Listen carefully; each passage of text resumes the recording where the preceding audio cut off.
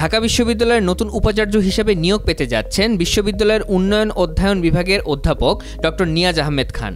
ইতিমধ্যে এই বিশ্ববিদ্যালয়ের আচার্য রাষ্ট্রপতি মোহাম্মদ শাহাবুদ্দিন সম্মতি দিয়েছেন বলে জানা গেছে। ডক্টর নিয়াজ ইন্ডিপেন্ডেন্ট ইউনিভার্সিটি বাংলাদেশের উপাচার্যের দায়িত্ব পালন করছেন। তিনি university of Oxford, university of Wales Swansea, Asian institute of technology থেকে উচ্চশিক্ষা গ্রহণ করেছেন। বাংলাদেশ, থাইল্যান্ড ও যুক্তরাজ্য একাডেমিক ও কার্যকরী ডেভেলপমেন্ট ম্যানেজমেন্টের উন্নয়নে তিনি অবদান রেখেছেন।